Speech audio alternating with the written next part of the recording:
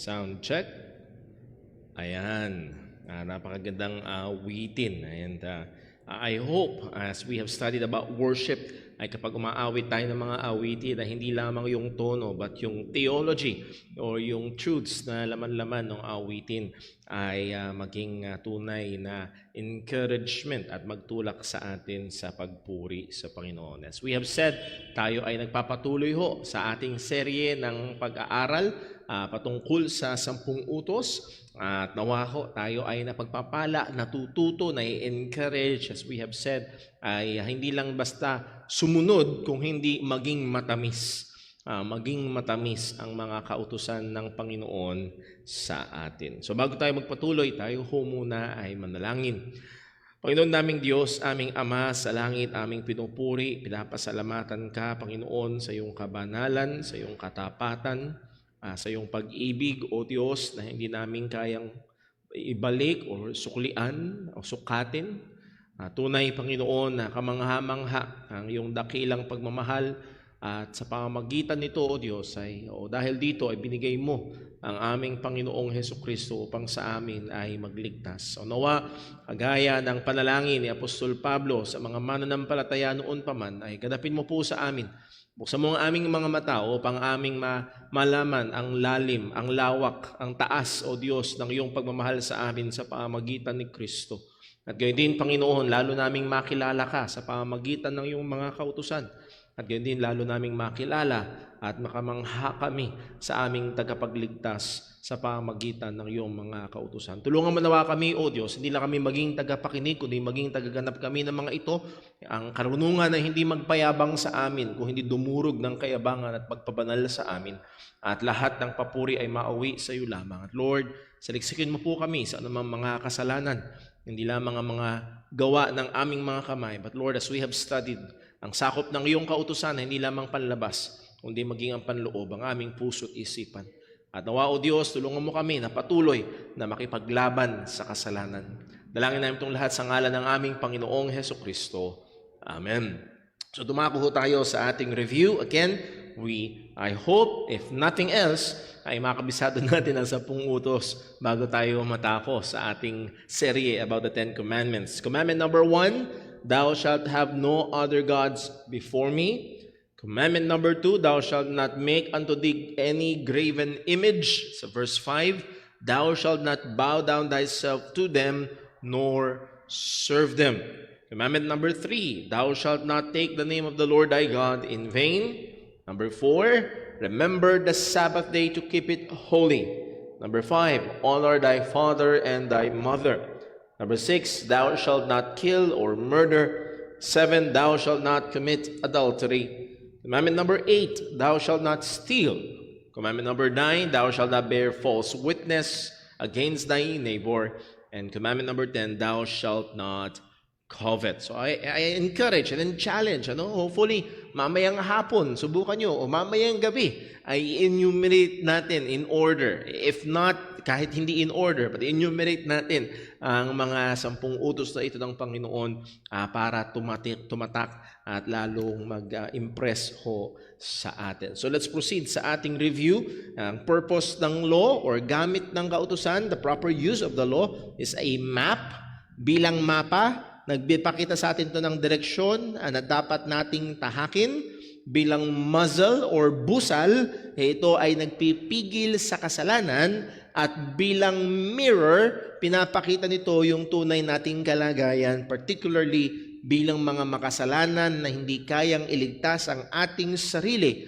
At ito rin yung ating schoolmaster upang dalin tayo sa ating Panginoong Hesukristo that we might be justified by faith. Again, I hope sa paulit-ulit nating sinasabi, sana malinaw na ho ito, ang 10 utos ay hindi hagdan patungo sa langit. Ang 10 utos ay, ang trabaho ng 10 utos ay ituro tayo kay Kristo na siyang tanging daan patungo sa Ama. So therefore, I hope pag may nakakausap tayo and they try to use ang 10 utos, lalo na kung by works. Andiyan ang mga Sabadista, mga hindi lahat, but mga Methodists and other religious groups, even Roman Catholics, that they try to earn their salvation by works. And isa sa mga yon is through fulfilling the law. Makikita ho natin na nahandoon ang maling paggamit sa kautusan. And hopefully, ang ating goal ay hindi ipakita na mali sila at tayo ang tama, kung hindi mapagmahal nating ipakita ang kanilang kalagayan sa pamamagitan ng kautusan. As Paul said, I have not known sin but by the law. So again, hopefully, actually dadaanan natin ito pag na-resume na natin yung ating Bible class about evangelism, kung gaano ka-epektibo na kagamitan ang sa mga kautusan ng Diyos sa ating evangelism. So wag natin yung kakalimutan. Number next, how should we study the law? Paano ba natin pag-aaralan ng kautusan? Rule number 1, Scripture interprets Scripture. At isa sa mahalaga rito ay always consider the context. Rule number 2, inside and out. Hindi lamang yung mga ginagawa natin, kung hindi maging yung saloobin natin ay sakop ng kautusan. Rule number 3, two-sided. Hindi lamang yung bawal, kung hindi kasama nito yung positibong pinag-uutos. Okay? Halimbawa, thou shalt not commit adultery. That's the negative side. The positive side is be faithful in your marriage covenant. Commandment number 4, rule of categories. May mga kategorya ng kasalanan. Again, hindi lamang adultery ang pinagbabawal, but any sexual immorality outside marriage ay pinagbabawal ng Panginoon, or even in marriage. Number next, the brother's keeper rule. Meron tayong obligasyon na ating bantayan at tulungan ng iba nating mga kapatiran, kababayan, kapamilya na sundin ang kautusan. Remember yung 3 na mga institutions in-establish ng Panginoon, yung pamilya, dapat yung family or in the form of parental discipline ay i-restrain, i-apply yung 10 utos. Or ang government, na doon yung trabaho ng gobyerno na protektahan ng mabuti at parusahan ng masama. And ang basis pa rin nun ay ang mga kautusan ng Diyos. Or ang church, again, pagdating sa church discipline, andun pa rin ang basis sa mga kautusan ng Panginoon. So we are our brother's keeper. Commandment na, or rule number 6, the law of tables. And ang punto lang noon ay merong 2 hati ang 10 utos, 1 to 4, ang relationship natin sa Diyos, and then 5 to 10, relationship natin sa kapwa-tao, at nakatungtong o nakabase ang relationship natin sa kapwa-tao sa relationship natin sa Diyos. At ang pangunahin nating konsiderasyon ay hindi ang relationship natin sa tao, kundi ang ating relationship sa Panginoon. And Peter and the other apostles put it in a very, very striking words nung sinabi nila, nung sila ay nasa in front of the council ng mga Pharisees, we ought to obey God rather than men. So, kapag nahandoon ang pagsusubok, pag kailangan ikonsidera ang prioridad natin ay yung first table. Commandment 1 to 4. And then yung second table. Rule number 7, all or nothing at all. As James said, sino mang lumabag sa isa ay guilty sa lahat ng kautusan. Hindi ibig sabihin nun na pag nagsinungaling ka, murderer ka na rin. Ang punto nun, guilty ka. Whichever. So makikita ho natin dito na hindi tama, hindi totoo na may mortal and venial sin. Kahit alin doon sa 10 utos ang yun nilabag, we are guilty of breaking God's commandments. Tayo ay nasa ilalim ng puot at parusa ng Panginoon. And again, kapag talagang inano natin yan is, for example, nagsinungaling ka sa kapwa mo, well, you failed loving your neighbor as you love yourself. And when you failed that, you failed in loving God. So you really broke the entirety of the commandment in that sense, dun sa pinaka-summary or concise na version nito. So it's all or nothing at all. That means ay hindi tayo malaya na mag-pick and choose. Okay naman ako sa 6-10, okay na yun. Hindi. It's all or nothing at all. Now, mahalaga, if the moral law is understood and applied faithfully, it will clearly show our guilt and culpability before God. Yung culpability, we are responsible, we are accountable sa harapan ng Panginoon. At kapag properly understood, in-apply natin yung rules 1 to 7, anong lalabas? Tayo lahat ay guilty. Now, merong argumento na maaaring sabihin na pag in-apply natin ng ganito katindi ang kautusan, lalo na inside and out, hindi ba ito gagawin tayong legalistic? Ang sagot natin dyan ay, ano ba ang una? Ano ba ang legalistic? Pinag-aralan natin last Sunday. Legalistic or legalism is the conviction that law-keeping is the ground of our acceptance with God, the ground of God being for us and not against us. That means our performance, our obedience ang siyang basihan. Well, because you're keeping the law, kaya okay ang Diyos sa'yo. Yun ang legalism. So therefore, yun ang nagtutulak upang sa matinding pagsunod, effort sa pagsunod sa kautusan. Now, anong sagot natin doon sa objection? Legalism arises from a law or deficient understanding or view of the law which leads people to think that they can perform or obey the law well enough to be acceptable to God. Yun yung actually kalagayan ng mga Hudyo, particularly ng mga Pharisees. Akala nila kaya nilang abutin. So they try to establish their own righteousness, as Paul said, according to the law. Kala nila kaya nila. Kaya napaka-legalistic nila. But again, properly understood, ang pinapakita ng kautusan, hindi natin kaya. And that is good. Bakit? Kasi dadalhin ka ng kautusan sa may kakayahang magligtas sa atin. And that is the Lord Jesus Christ. Sabi ni Phil Ryken, on the contrary, it is when we have a limited understanding of the law that we are most tempted to legalism, because then we think we can keep it. Tingin natin kaya natin eh. Okay? Tingin natin kaya nating ma-achieve ang kaligtasan sa pamamagitan ng ating pagsunod. Therefore, we will push ourselves in that way. Again, that is being legalistic or maging under sa legalism. Now, as we have said, ang kautusan ay mirror, at ang papakita ng mirror na ito ay kung gaano tayo kadumi. I-reflect nito yung totoo nating kalagayan. Ipapakita nito yung bad news, but yet again, the bad news points to the good news. As Romans 10:4 said, for Christ is what? The end, the telos of the law, the fulfillment or the realization of the law for righteousness to everyone that believeth. So when we view the law according to the scripture, we should grow and we grow in our appreciation of Christ, because Christ is the end point. Siya ang lundo, siya ang purpose, pangunahing purpose ng kautusan. Kaya binigay ang kautusan upang ituro tayo kay Kristo. And in that way, as I've said last Sunday, the law is really our friend.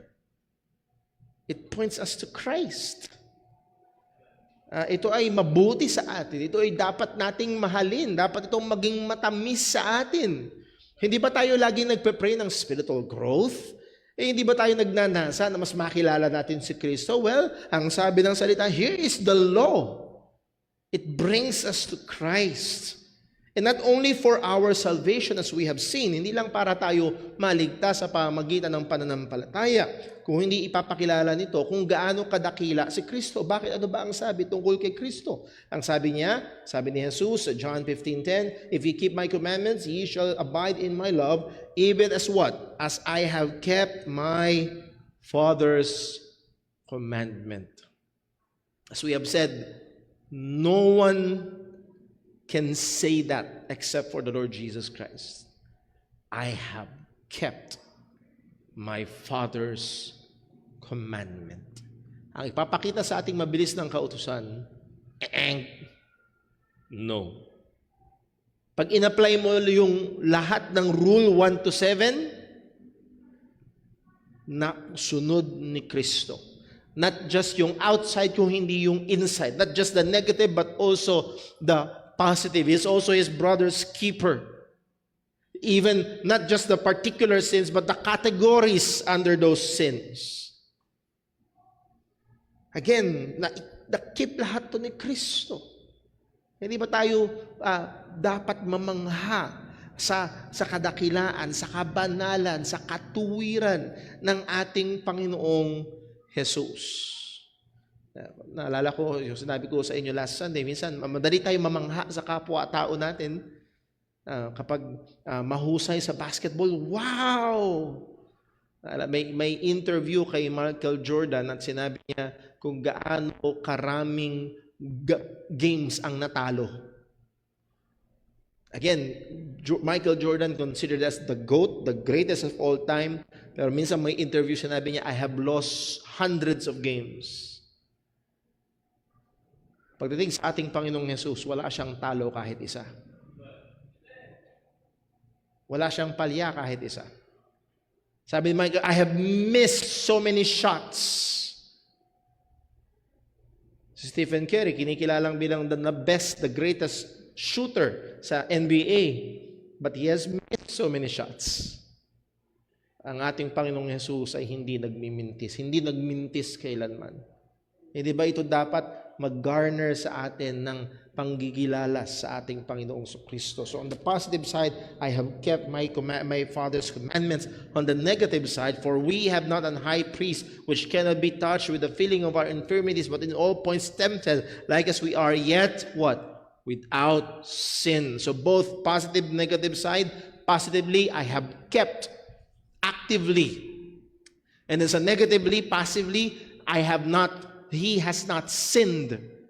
Hindi siya nakagawa ng anumang kasalanan. Sino? Sino ang kagaya niya sa kasaysayan? Muli ho ay napakatindi, and I would like to encourage you to meditate on it. At tunay ay kamangha-mangha ang ating Panginoong Hesukristo. So applying all the proper rules to understand the law, we see our deficiency.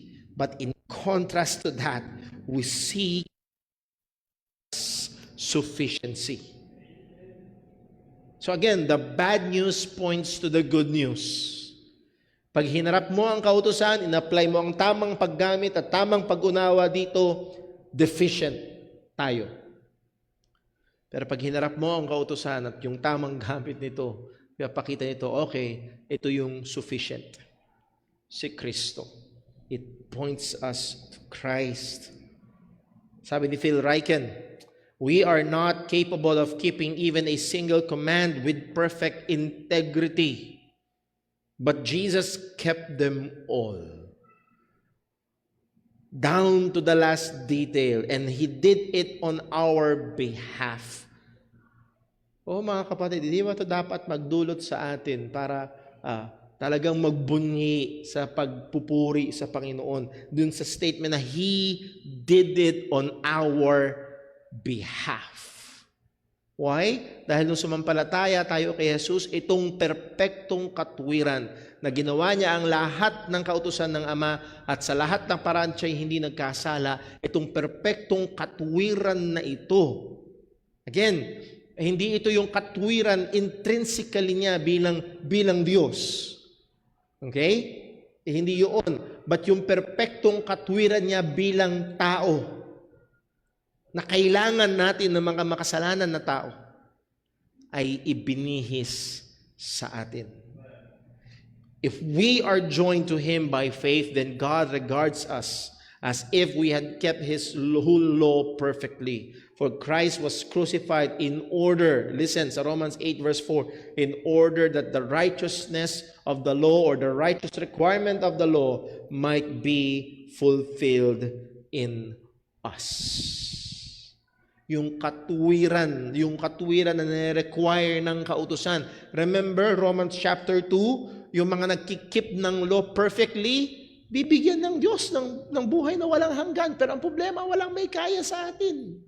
At isa lang ang nakagawa noon, si Jesus Christ. At itong kaperpektuhan na ito, katuwiran na ito, itong required na righteousness ng kautusan, which is perfect righteousness, is fulfilled in us through Christ. Therefore, the law shows us what perfect righteousness we have in Christ.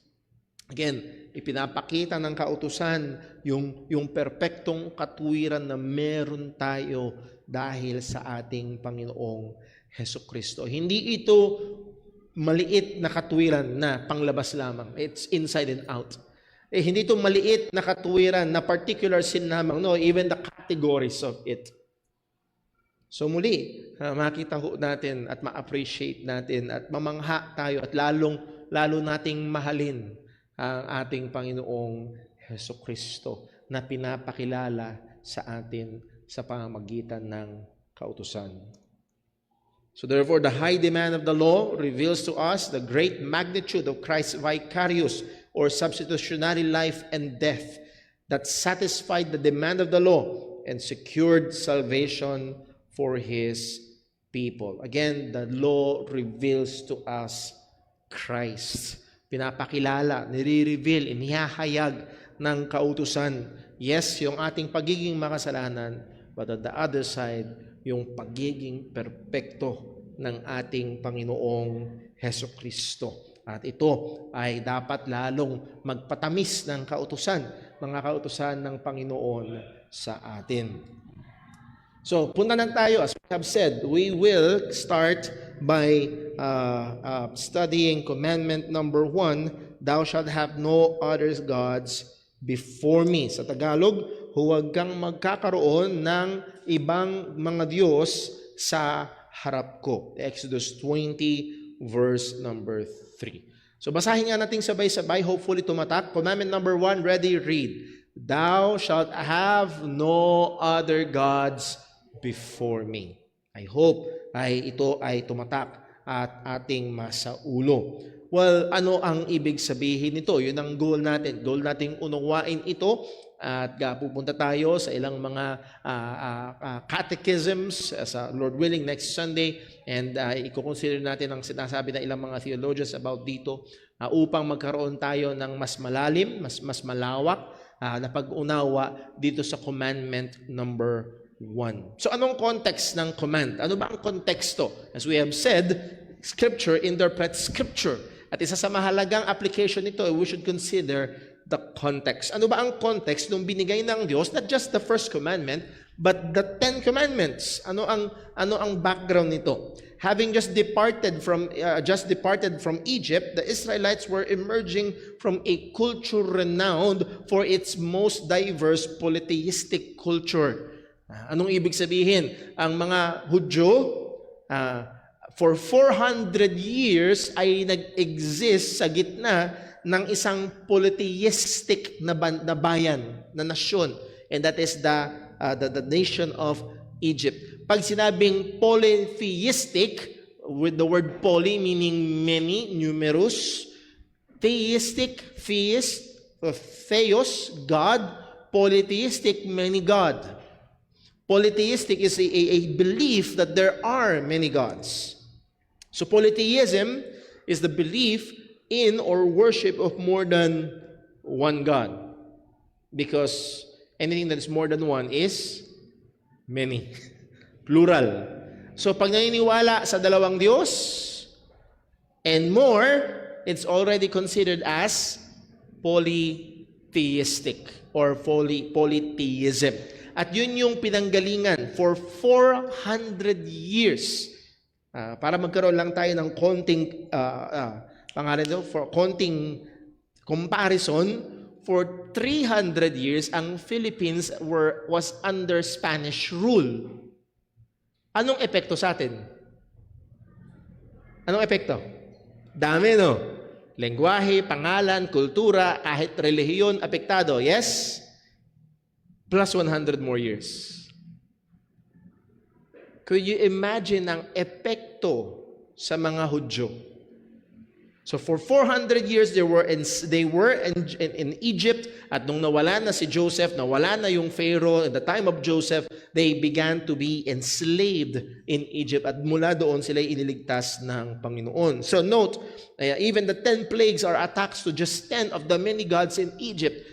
Nung sa Bible stories namin, sa devotion namin bilang family, binigyan namin ng pansin yung mga plagues na yun. Isa sa mga plagues, if you remember, plague number 1 is the water turned to blood.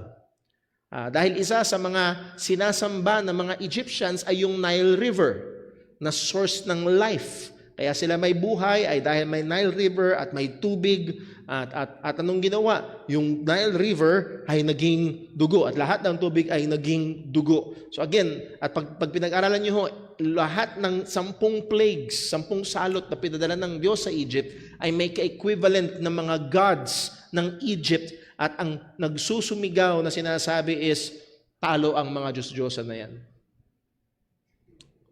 Pinapakita ng Diyos yung kapangyarihan niya. Sadly, ito ang katotohanan, for that period of time, the Israelites were affected by this sin. What sin? The sin of polytheism. Pagsamba sa ibang mga Diyos-Diyosan. Hindi, isa ito sa all throughout the Old Testament, pag binasa nyo, pangunahing problema ng mga Hudyo.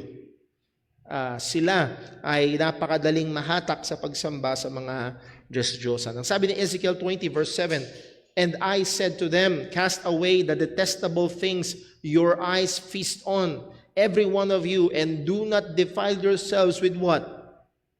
With the idols of Egypt. I am the Lord your God. But they rebelled against me and were not willing to listen to me. None of them cast away the detestable things their eyes feasted on, nor did they forsake the idols of Egypt. Then I said, I would pour out my wrath upon them and spend my anger against them in the midst of the land of Egypt."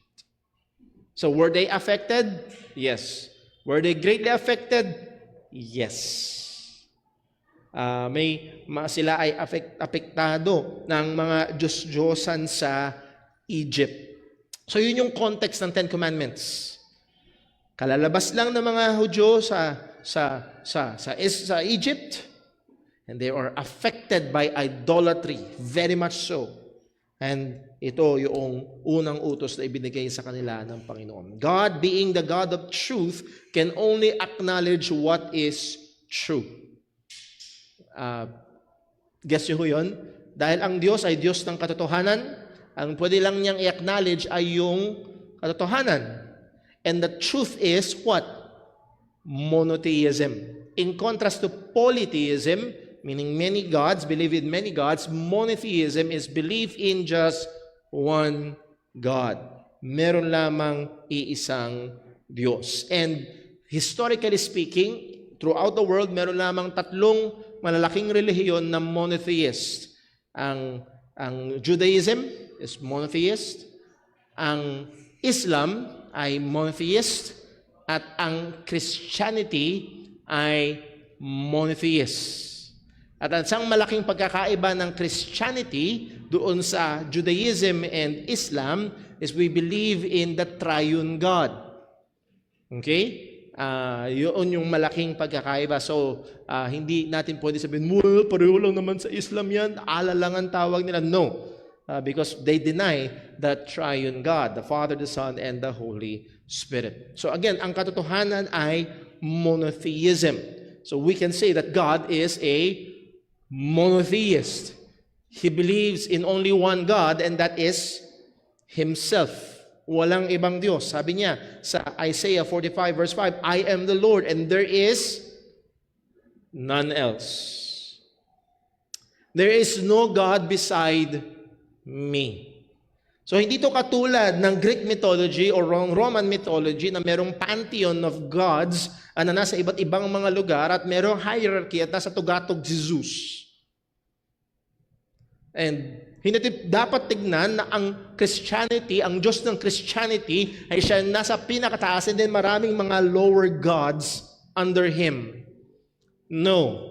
Ang sabi ng salita ng Diyos, there is no God beside me. Ang sabi ng Panginoon. So there's no place for the belief of many gods sa Christianity. Wala. I girded thee, though thou hast not known me. Another one, sa verse 22, inulit ng Panginoon, look unto me and be saved, all the ends of the earth, for I am God, and there is none else. So please notice yung coverage, all the ends of the earth. whatever your nationality is, whatever your culture is, all the earth should recognize just one God. So monotheism is not just for local belief only. Hindi lang pang Pilipinas, hindi lang pang Israel. Monotheism is for worldwide.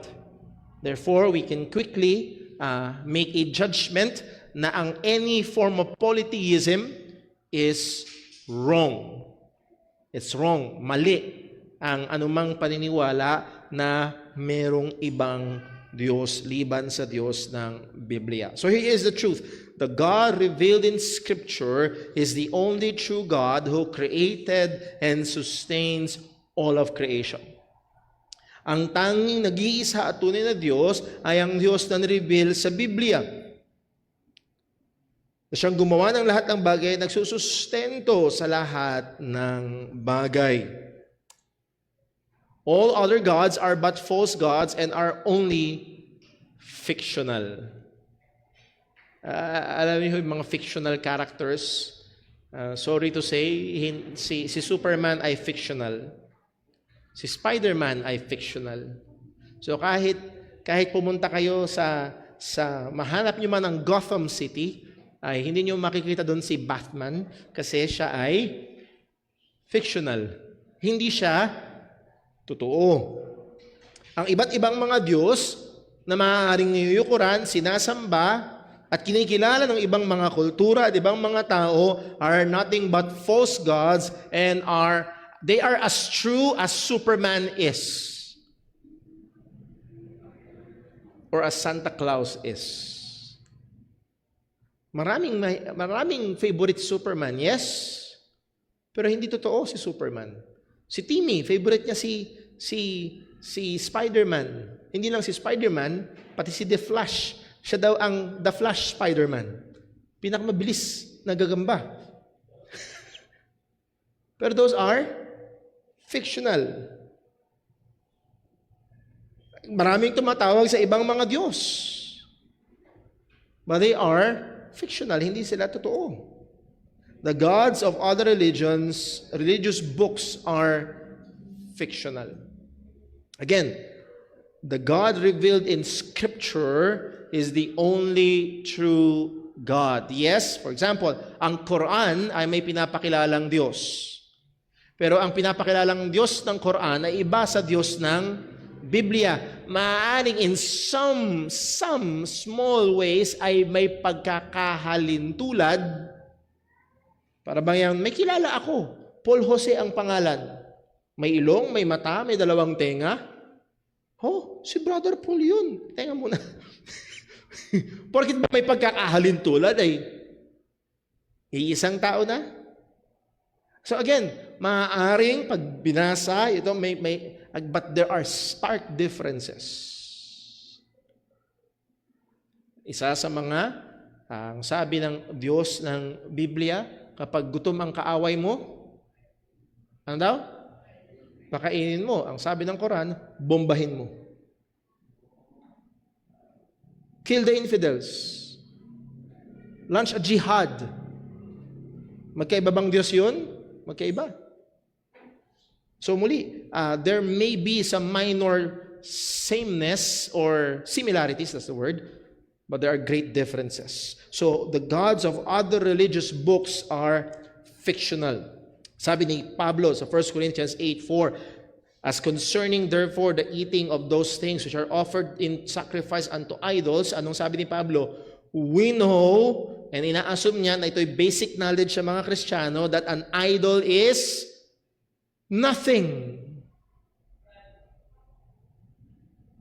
Naalala ko po, may experience na nung bata pa ako, ay pambihira, pag inalis natin yung ano yun, baka gantihan tayo. Pag inalis natin yung statwa na yun, baka gantihan tayo. Idols are nothing. Kahit punasan mo pa, sabitan mo ng bulaklak, dabanitan mo ng napakaganda, ang bato ay bato, ang kahoy ay kahoy. Idols are nothing. May kamay na walang nakayang gawin, may mata na hindi nakakita, may tengang hindi nakakarinig, may bibig na hindi nakakapagsalita. Walang kayang gawin, walang kapangyarihan. Brother Paul. Lalo na pagpunta natin sa second commandment. Brother Paul, paano yung mga patotoo nila na parang may kapangyarihan? Well, dalawa lang naman ang pwedeng source ng spiritual na kapangyarihan, kundi galing sa Diyos, galing sa... maliwanag, sabi ng Diyos, ayaw niya. Idols are nothing in the world and that there is none other God but one. So maaaring sa ngayon, kung ikaw ay nandito at meron kang may konti ka pang space na binibigay, baka nga naman may ibang maliliit na Diyos dyan sa paligid. Wala kahit isa. There is none other God but one. Ito ang malinaw na deklarasyon ng salita ng Diyos. So any form or type of polytheism is wrong. Hindi ito katanggap-tanggap sa Panginoon. This one true God is the one who called Abraham and established a covenant with him. Itong nag-iisang tunay na Diyos, ito ang tumawag kay Abraham at nangako sa kanya, nag-establish ng tipan sa kanya, at in-establish dito kay Isaac, at inulit ito kay Jacob, at yun pa rin ang Diyos ng bayang Israel. This one true God is the one who redeemed the people Israel from slavery in Egypt. Ito rin ang nag-iisa at tunay na Diyos na nagligtas sa kanyang piniling bayan mula sa Egypt. Exodus 20 verse 1, anong sabi? And God spake all these words saying, I am the Lord thy God. Paano nasabing I am the Lord? But paano nasabing siya ang Diyos nila? Well, siya ang nag-establish ng covenant sa kanila. Which have brought thee out of the land of Egypt, out of the house of bondage. So these are words of redemption. Ito ay mga salita ng pagliligtas. So as we have said, kung inaalala niyo sa bandang introduction ng ating pag-aaral, ang mga kautusan ay nakatungtong sa message of redemption. Ay niligtas ka ng Panginoon, therefore sumunod ka sa Kanya.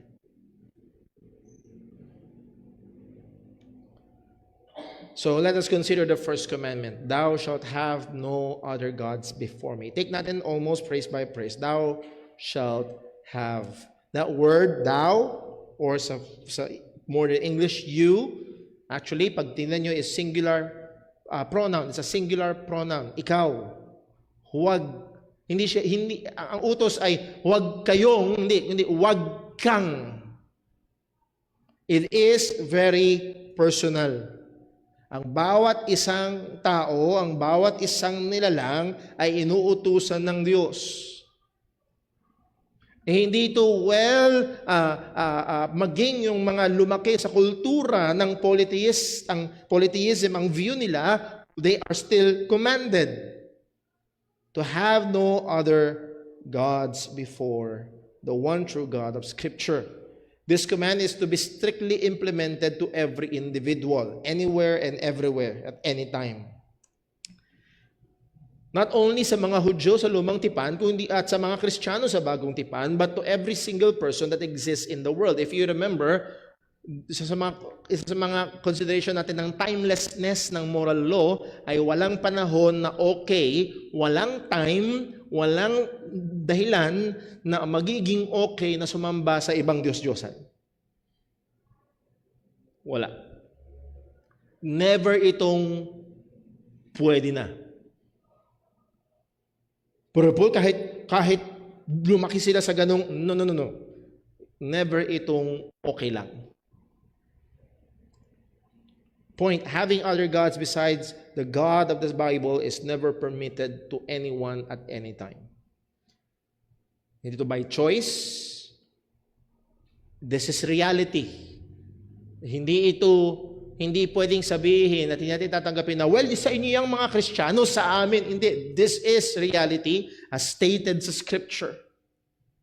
This is how should we view ang kabuuan ng kasaysayan at ang kabuuan ng sanlilikha. So hindi ito limitado sa atin lang, ito ay sa lahat ng lugar, sa lahat ng panahon. So hindi lang thou, every individual, thou shalt have no other gods. Question, why did God gave a command to have no other gods if there are, in reality, no other gods. If you remember, fictional. Tama? Fictional lang, hindi naman totoo eh. We know, sabi ni Pablo, we know that there is no other gods. And there's only one God. Malinaw sa atin yun. Now, kung malinaw yun, bakit niya sasabihin na thou shalt have no other gods before me? Sabi ni Phil Ryken, the answer is that even false gods hold a kind of spiritual power over their worshipers. It doesn't mean na may power yung false gods, pero merong epekto sa mga sumasamba sa kanila. The reason false gods have this enslaving power is ultimately why? Because of demonic forces use them to gain mastery over their worshipers. Again, hindi ito neutral. Ito ay laban sa Diyos, therefore hindi ito sa Diyos. At kung hindi ito sa Diyos, kaninong kapangyarihan ang gumagana?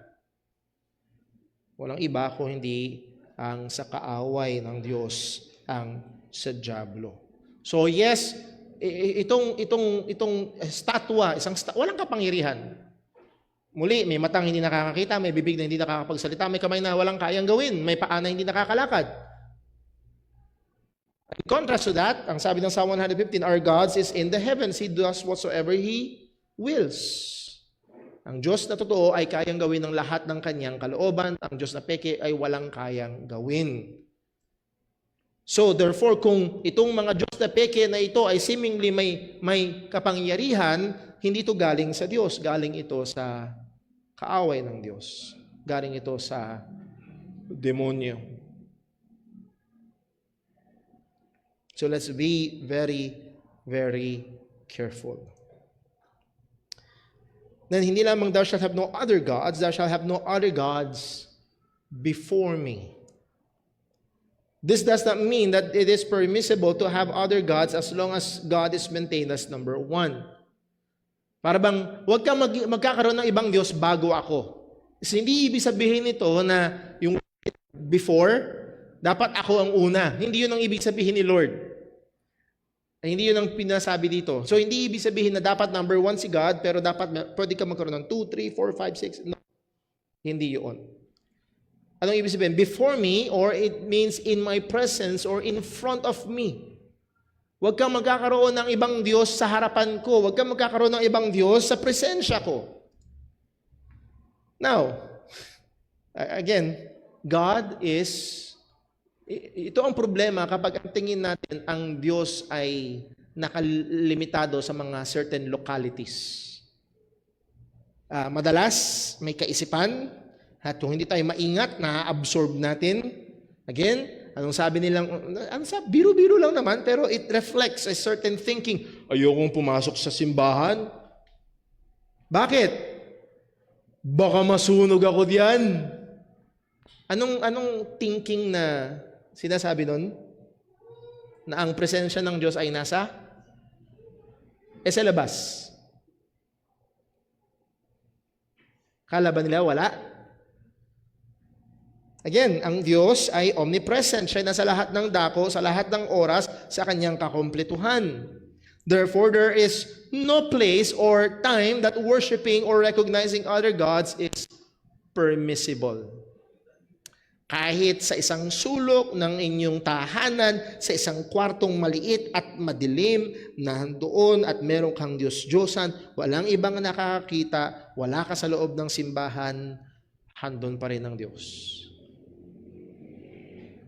It stands true, thou shalt have no other gods before me.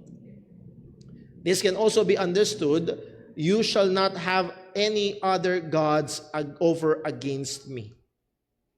Pwede rin ito tingnan na hindi kayo pwede magkaroon ng ibang Diyos laban sa akin.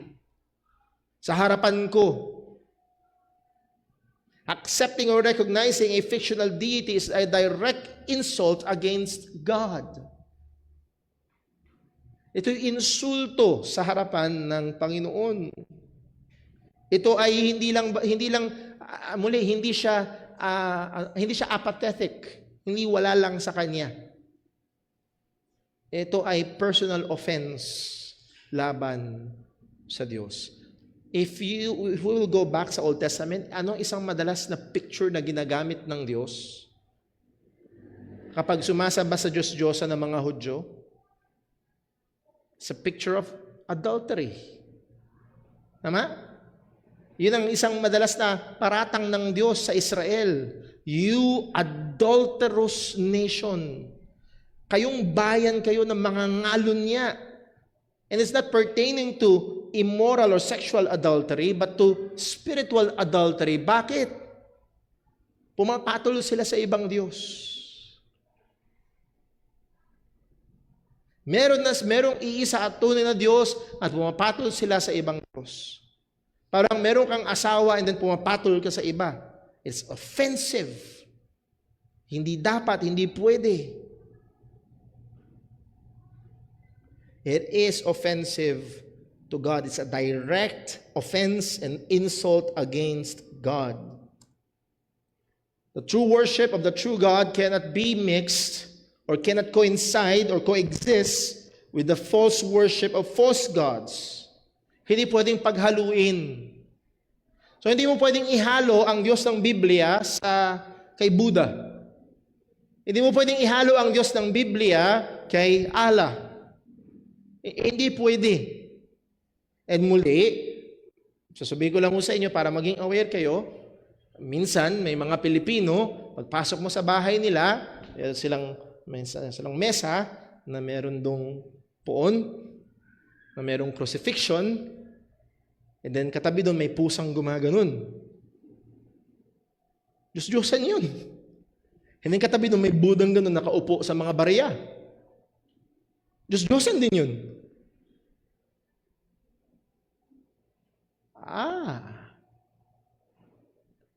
Though hindi directly, pero higit sa lamang, ang talagang sinasamba nito ay ang Diyos ng swerte.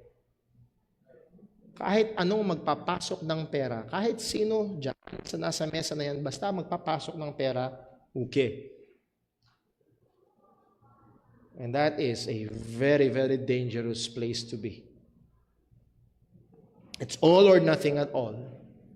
Kapag sinimulan natin na sumamba at magkonsidera at kumilala ng ibang Diyos-Diyosan liban sa Diyos ng Biblia, ito ay offensive sa Panginoon. Hindi pwedeng mag-coexist ito sa tunay na pagsamba sa Diyos. Sabi sa Joshua 24 verse 14, "Now therefore fear the Lord and serve Him in sincerity." That word sincerity meaning walang daya. Walang iba. Magtakot kayo sa Diyos at maglingkod sa Kanya ng sincero, totoo, tunay. And in truth, and put away what? The gods that your fathers served on the other side of the flood and in Egypt, and serve ye the Lord. Maliwanag sa Biblia, put them away at maglingkod kayo sa Diyos. 1 Kings 18:21. Naalala niyo, nag-contest si Elijah at yung 150 prophets ni Baal. At ang sabi ni Elijah, maglagay tayo ng altar, maglagay tayo ng hain, and then kung sino ang Diyos na tutugon ng apoy, siya ang tunay na Diyos. And then yung 100 to 250 na prophets ni Baal, buong maghapon, nagtatawag sila kay Baal. And then sinugatan nila yung kanilang mga sarili. Tinuya sila ni Elijah, lakasan niyo pa, baka siya'y tulog o malayo ang kanyang paglalakbay. Then bandang huli, sabi ni Elijah, okay, ako naman. Isang prayer lang. At bumagsak ang apoy mula sa langit at tinupok yung hain, yung alay, na binuhusan pa ng tubig. At ang sabi ni Elijah, and Elijah came unto all the people and said, How long shall ye be between two opinions? If the Lord, again, capital Lord, Yahweh be God, follow Him. But if Baal, then follow him. And the people answered him not a word. So again, ang maliwanag na tono ng Biblia, hindi pwedeng dalawa, hindi pwedeng tatlo, hindi pwedeng marami. Isa lang. At kung siya ang kinikilala nating Diyos, we must follow Him. And we cannot and we should not have other gods before Him. In His presence, it is an insult against God. Anong punto? When God commanded us to have no other gods, He is also commanding us to choose Him as the true God and enthroning Him as our only Lord. Again, do sa language ni Joshua, sa language ni Elijah. Again, fear the Lord and serve Him in sincerity and in truth. If the Lord be God, follow Him. So again, ang commandment number 1, positive, naalala nyo, negative, positive, hindi lang dapat wala kang ibang Diyos-Diyosan. Okay, Brother Paul, wala kaming Diyos-Diyosan. Okay? But are you following, faithfully serving, loving God with all your heart? Dahil siya lang nag-iisa at tunay na Diyos. So muli, hindi lang siya negative na wag. Ang negative command na yun ay mayroon ding positive. Well, kung hindi, if you remember, thou shalt not commit adultery, hindi lang yun tawag to avoid immorality, but to pursue faithfulness in marriage covenant.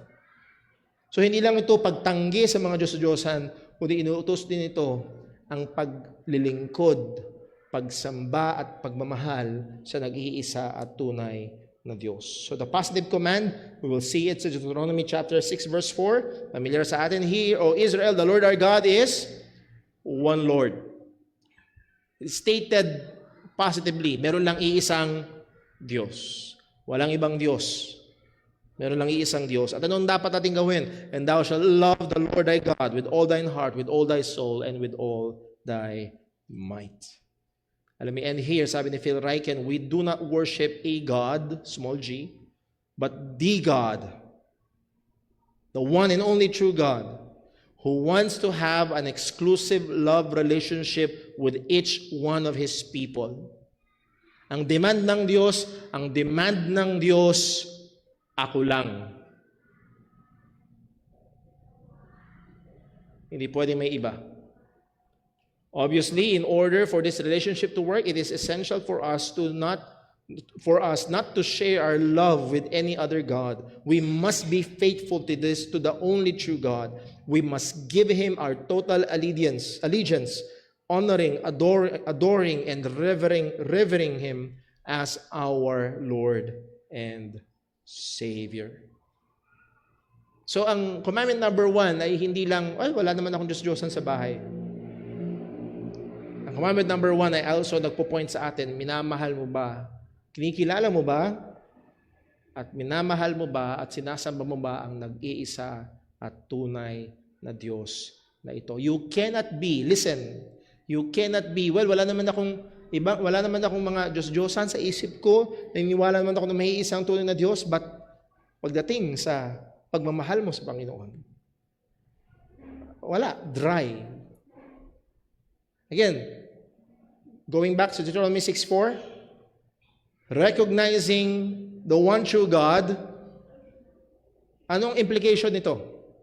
Pag kinikilala mo ang nag-iisa at tunay na Diyos, alam ko mayroong iisa at tunay na Diyos pero wala akong time sa Kanya.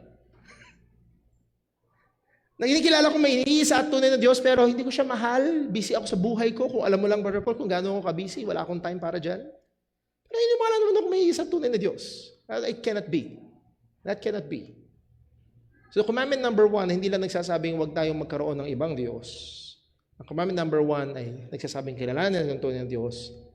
At ang positive implication nito ay mahalin natin siya, sambahin natin siya, at paglingkuran natin siya. So makikita natin yung lawak, yung lalim, at yung taas ng command sa first commandment, thou shalt have no other gods before me. Next Sunday, maniwala ko kayo, mas malalim pa, mas malawak pa, at mas mataas pa. Consider natin, lalo na yung ilang mga sinasabi ng mga catechisms about the commandment number 1. It's very, very helpful. Meron ba may tanong?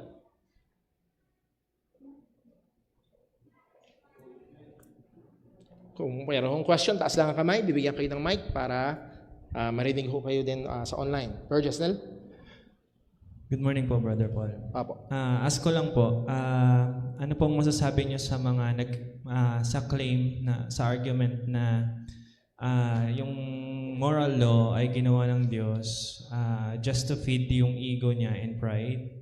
Para siyang ang claim nila is para siyang bata na gusto lang ma-spoil.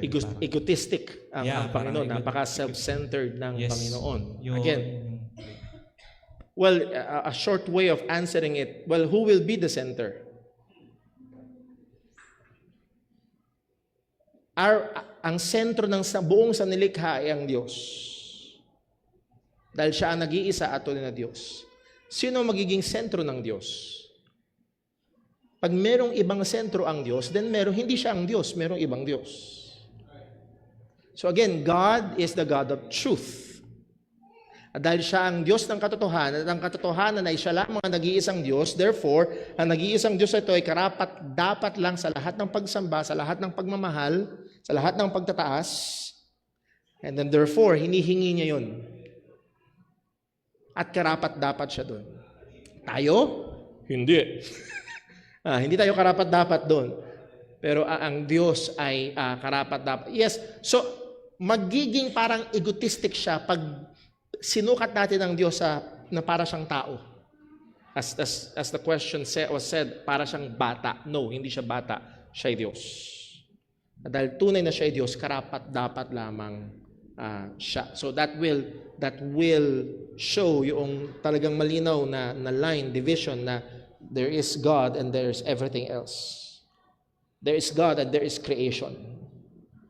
All of creation ay hindi Diyos. Meron lamang nag-iisa tunay na Diyos at karapat-dapat siya sa lahat ng so again, it's putting God in a lower place kapag sinukat natin siya ganung paraan. So yes, I've heard that sometimes.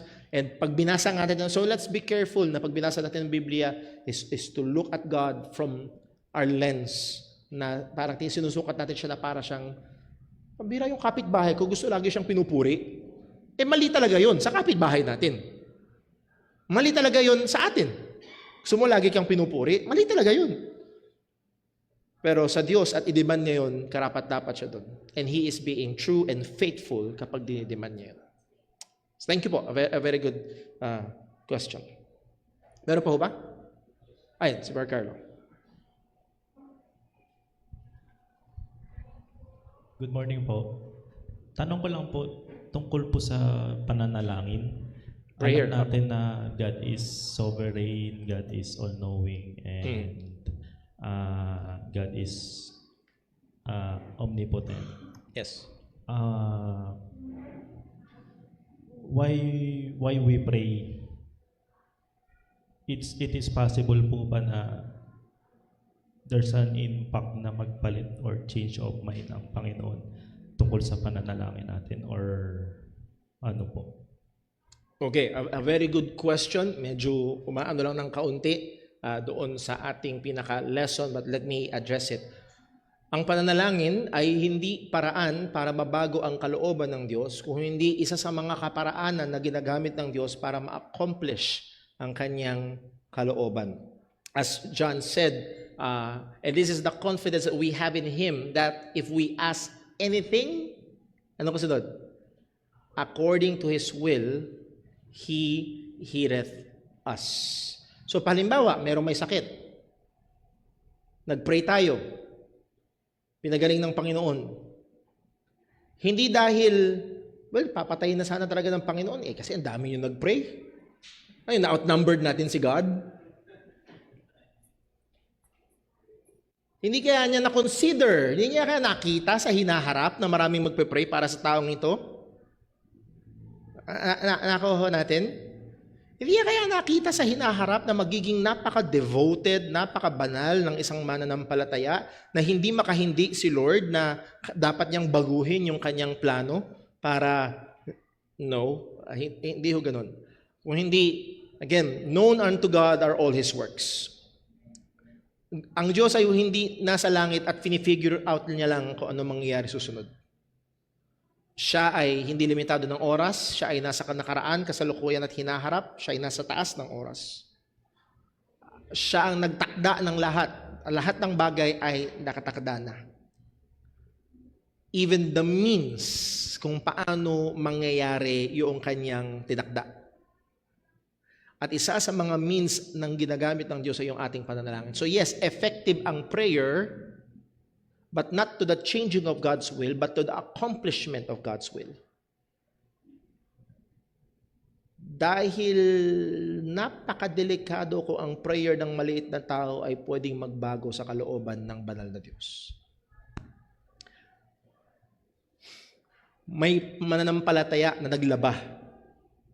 Kristiyanong babae naglaba. As in, 2 linggo yung nilabahan niya. At nagpe-pray siya sa sikat ng araw. May kapitbahay siyang magsasaka. Nagpe-pray ng ulan para sa mga halaman. Palakasan? Nakuha niyo ho? Sino mas maraming prayer? Sino mas malakas? Sino mas matagal? Sino mas maraming luha? O sino ang mas maraming misis na naglaba nung Sabadong yun? Kaysa sa mga magsasakang Kristiyano na kailangan ng ganun doon ba? So sana ang punto ko ho is pag iniisip natin yung outworking ng thinking that our prayers changes God's will, bubuksan mo, kasabihan nga sa English, you will open a can of worms ng napakaraming problema sa theology. But no, ang makikita din sa Bible, and this is the confidence that we have in Him, that if we ask anything according to His will, He heareth us. Diliring niya tayo sang-ayon sa kanyang kalooban. So, effective ang prayer, not to the changing of God's will, but to the accomplishing of God's will. Thank you po. Napaka-gandang tanong. Sagutin ko na lang ho siguro yung nag-text ho. So, pipiliin ko na lang ho yung mga may kinalaman, hanggat maaari may kinalaman ho sa ating lesson. Iba ho dito ay nasagot na ho sa mga nakaraan. Yung sin unto death, medyo malayo sa lesson natin. Yung nagpapatuloy sa obviously wrong na doctrine, may Holy Spirit kaya. Again, it might be truly saved, pero nasa proseso ng paglago. At kung unknowingly at nagpapatuloy sa knowingly na mali at kasalanan, walang pinanganak ng Diyos na nagpapatuloy sa kasalanan. Yan ang sabi ng salita ng Panginoon. Yung may ibang God daw sa Old Testament at pwede bang may ibang God daw sa Old Testament, pwede bang saved yun? Ang pumapasok sa isip ko ay yung Marcionism na lately naging sikat dahil kay Ed Lapis na parang pinoportray na iba ang Diyos sa lumang tipan. Ang Diyos sa lumang tipan ay ang galit na Diyos, ang galit at mahigpit na Diyos, at ang Diyos sa bagong tipan ay ang Diyos ng pagmahal. Again, may malaking problema at kailangan kong makausap yung tao at maunawaan kung anong implikasyon nito doon sa gospel nila. So muli, hindi porket may problema sa theology ay hindi agad ligtas. Kasi lahat naman tayo ay lumalago pa sa ating kaalaman patungkol sa Panginoon. Now, nasan yung problema? As we have said, may mga vital kung paano ang tao ay, may sugat ka sa hinliliit, patay ka na ba? Hindi. Pero kung ang may problema mo ay yung vital organs, baka higit sa malamang ay mamamatay ka na. Kung yung vital organs. Nakuha niyo ho? Again, may mga vital doctrines. For example, angelology. Study of angels. Kailan nilikha ang mga anghel? Meron iba't ibang opinion. Pwede ba magkamali ka doon at Kristiyano ka pa rin? Yes. So again, hindi ibig sabihin na alam mo na lahat at perfecto na lahat ang so doon sa tanong ho na yung bang may ibang God sa Old Testament ay pwede bang save yun? Kailangan ko makausap, kailangan ko maintindihan kung anong ibig sabihin ng may ibang God. Kung ang tinutukoy ay yung mga, for example, mga Egyptians, definitely hindi. Sumasama sila sa ibang mga Diyos-Diyosan ng Old Testament, definitely ay hindi. Okay?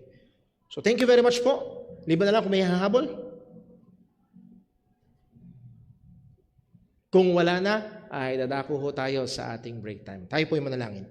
Panginoon Diyos, sa aming Ama sa langit, maraming salamat po. Purihin ka, Panginoon, sa iyong katapatan. Salamat sa iyong mga kautusan at nawa lalo itong maging matamis sa amin, lalo naming pahalagahan, maging kayamanan namin ang iyong mga kautusan. At hindi lamang ito, Panginoon, maging kayamanan, kundi maging gabay at patuloy, O Diyos, may apply namin sa aming mga pang-araw-araw na buhay. Ingatan mo po kami, tulungan mo po kami. At nawa, O Diyos, ikaw pong patuloy na maluwalhati, maging sa aming time ng fellowship, maging ang mga pagpapalang pagsasalo-saluhan ay pagpalain mo para sa aming physical na katawan. Dalangin namin itong lahat sa ngalan ng aming Panginoong Hesukristo. Amen. After 15 minutes po, balik tayo. 10:03 ay balik ko tayo dito sa ating lugar ng sambahan para sa ating gawain ng pagsamba. God bless po.